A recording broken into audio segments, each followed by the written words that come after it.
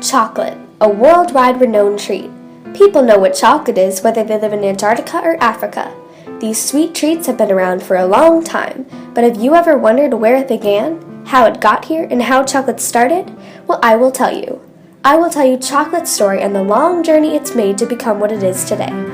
It all started with life after the Big Bang and billions of years after the formation of our Earth. Of course, life could only begin with the right Goldilocks conditions, which included complex chemical compounds including RNA and DNA, along with the right amount of energy and liquid water, making it easy for atoms and molecules to combine. And then, just as a flower sprouts or a baby is born, life began. Prokaryotes and eukaryotes, single-celled organisms, were the basis of life. Eukaryotes were first. They began under the ocean, forming sea plants and tiny organisms. Eventually, these eukaryotes made it to the surface of our Earth, forming the first signs of life on land. As land creatures began to flourish, prokaryotes came along, which were much more sustainable to land conditions than eukaryotes. Well, after the first signs of life appeared, you can guess what happened next. Life continued on, making new plants and animals until we finally reached signs of the first rainforests. Now, rainforests just didn't randomly appear. They formed about 54.8 to 33.7 million years ago.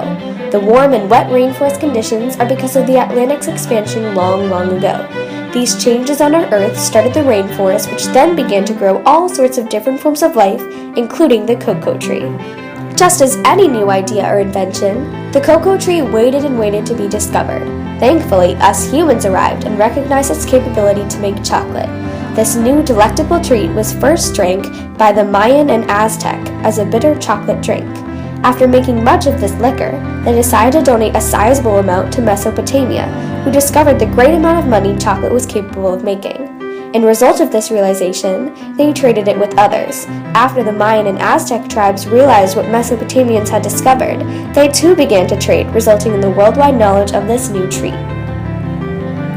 Soon after the chocolate drink called chocolati was known all around the world, we began to alter its ingredients as well as the production method.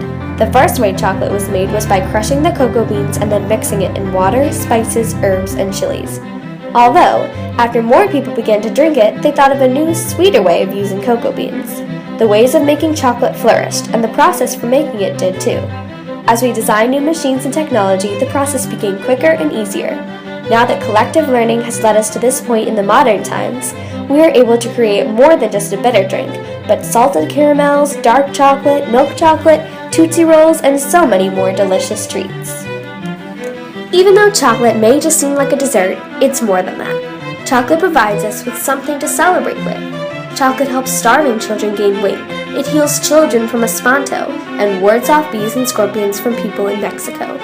Chocolate gives us sweetness. It gives us luxury, happiness, craving, stories, satisfaction, rejoice, comfort, decadence, and so much more.